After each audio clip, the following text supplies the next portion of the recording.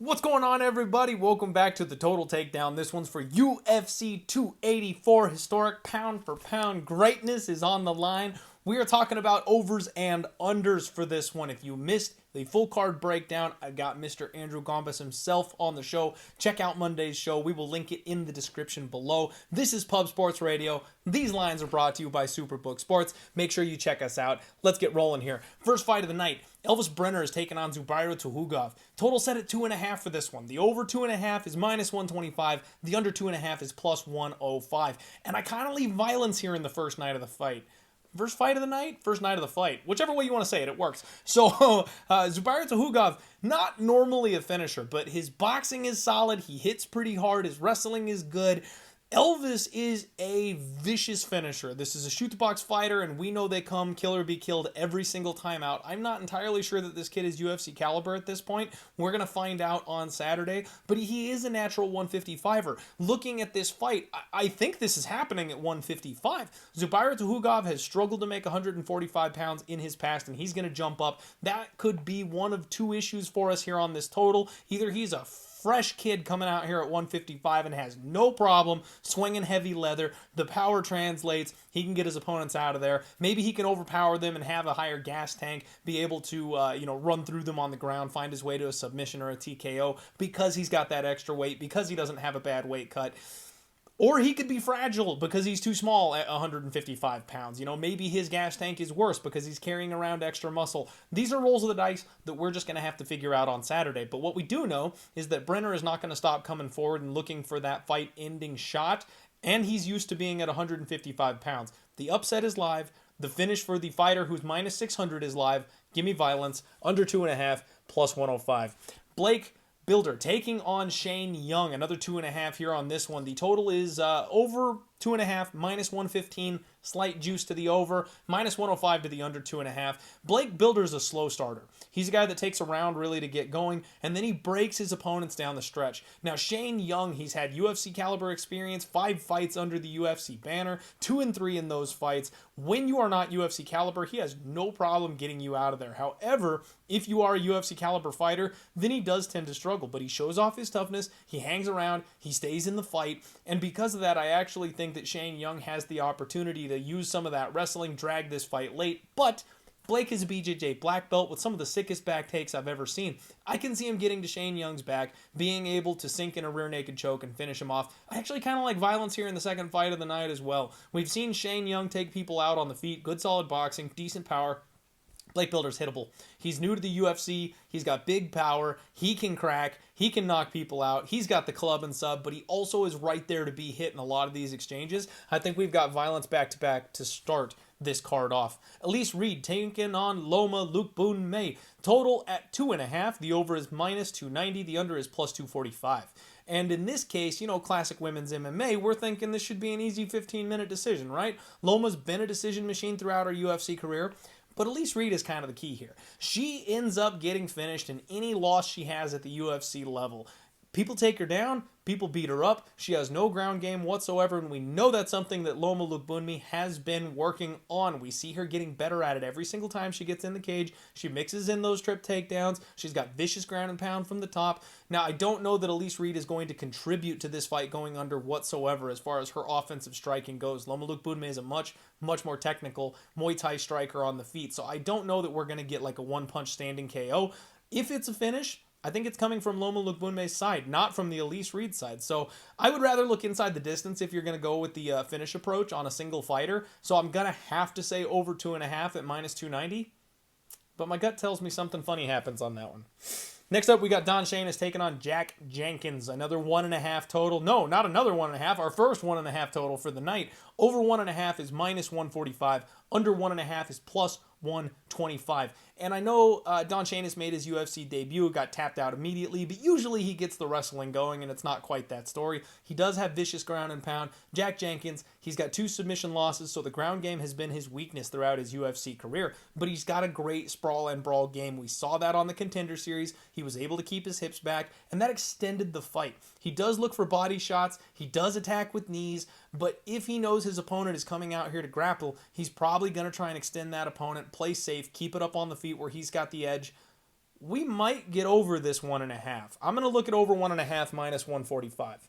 Francisco Prado taking on Jamie Mullarkey. Total is 2.5. The over is plus 140. The under is minus 160. I should have jumped on this sooner, folks. I've been a little hesitant this week to pull the trigger. This was an under minus 150 just a couple of days ago. Now it's under 2.5, minus 160. I still think the under is the way to go. Francisco Prado is another one of these, young, hungry contenders. He is coming 11-0 undefeated at Jamie Mullarkey. Jamie is another city kickboxing prospect. He's a lot like Shane Young. They fight very similarly, and it's the same story.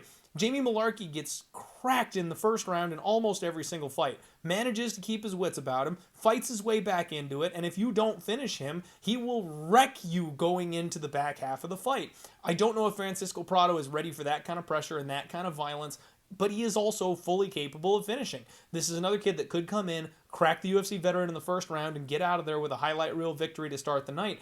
But Jamie Mullarkey, if he doesn't get finished, is probably going to turn the tide, use that wrestling, beat this kid up, tire him out. I'm thinking round 2 TKO for Jamie Mullarkey if he doesn't get finished in the first, under 2.5, minus 160. I like that one, and that one is one that I may actually be putting my hard-earned money on.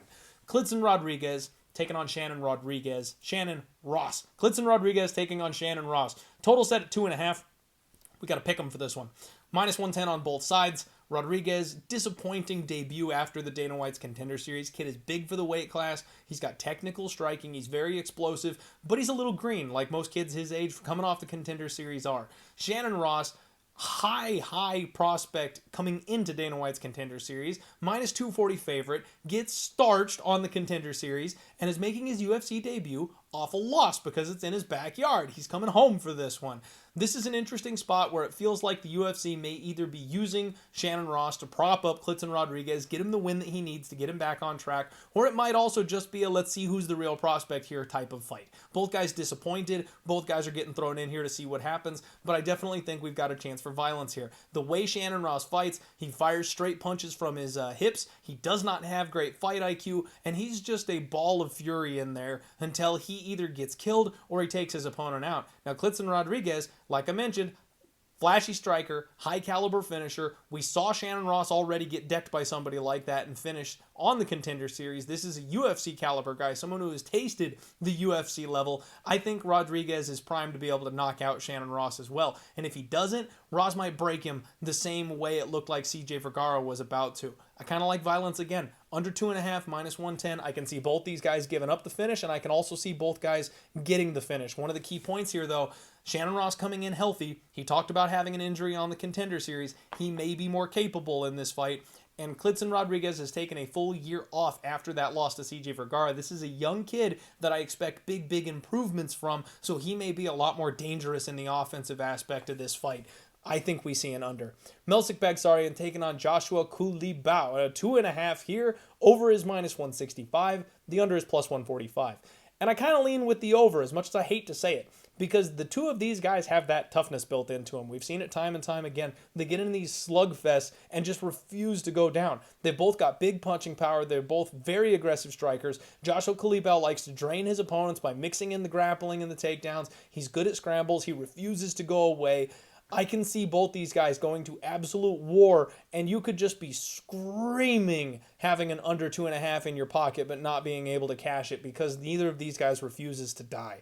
That's kind of how I see this fight playing out. Even though there's plenty of firepower, the toughness makes this an over for me.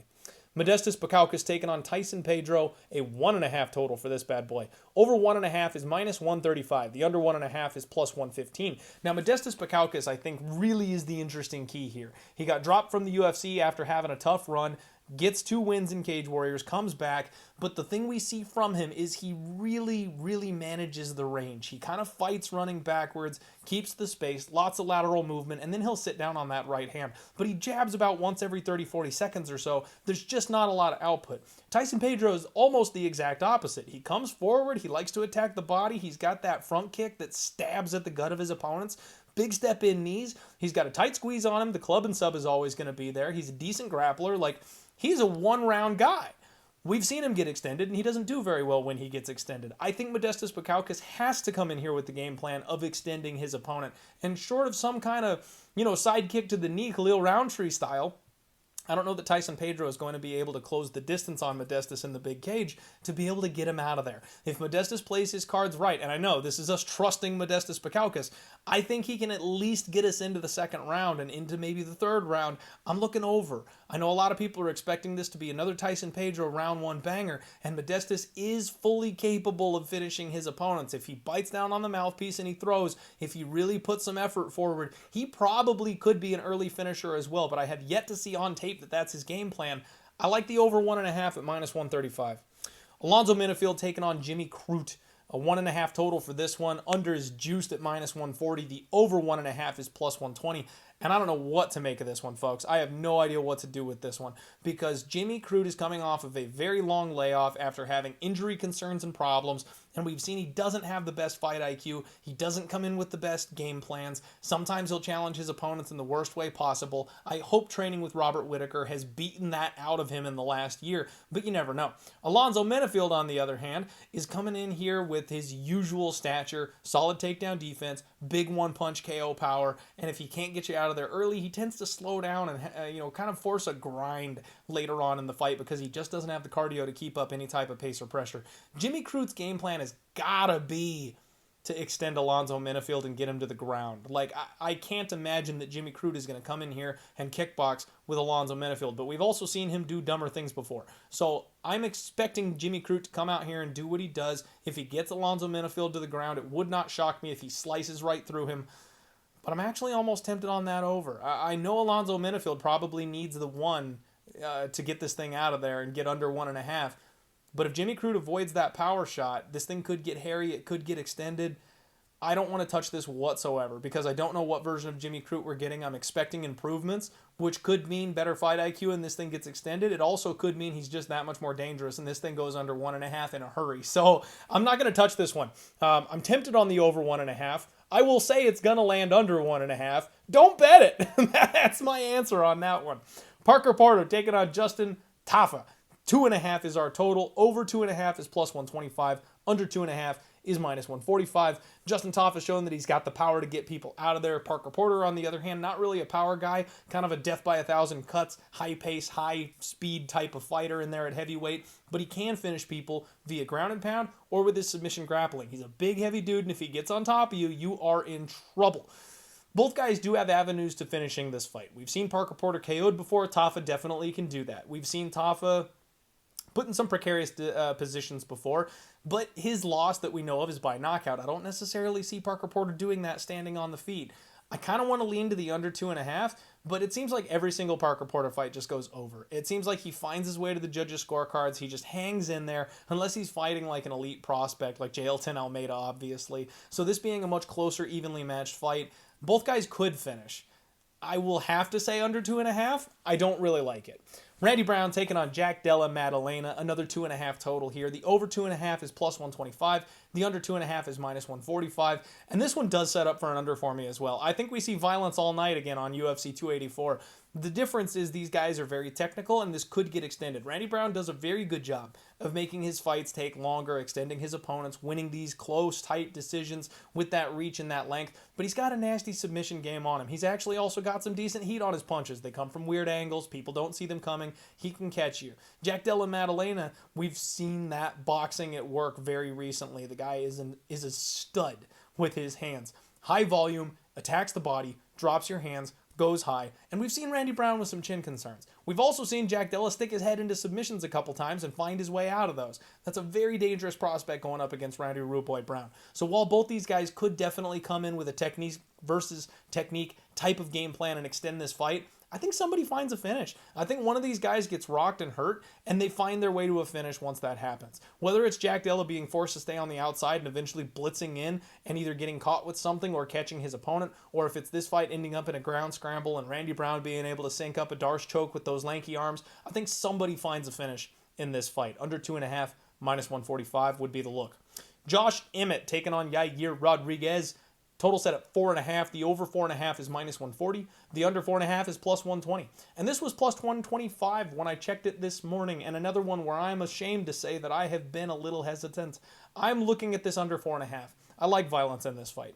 Josh Emmett is a guy that we know has got huge power. He's got strong wrestling, even though he never goes to it. We've seen Yair Rodríguez lumped up in these types of fights before. We know he can be hit. We know he can be had. We know he can be taken down. We also know he's a crazy striker. This guy is very creative from distance. We've seen what he's done to somebody like the Korean Zombie. We've seen what he's done to someone like Brian T. City Ortega on the mat. He is more than capable of submitting his opponents if the fight hits the floor. These guys both absolutely have finishing upside. We've seen Yair Rodríguez finished and pounded out before. We've seen Josh Emmett knocked out on the feet before. So neither of these guys is to the point where I think this can't go down. I like the offense. I'm going to say plus money.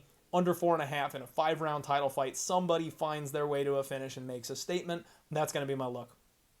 Alexander Volkanovski taking on Islam Makhachev for the undisputed pound-for-pound king title and the 155-pound belt in your main event.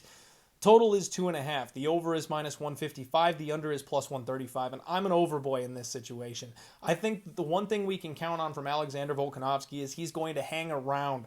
Now, it's weird because Islam Makhachev is well on record saying he's going to knock out Volkanovski, and because of that, he may disobey his coaches and go out there and bang with Volkanovski.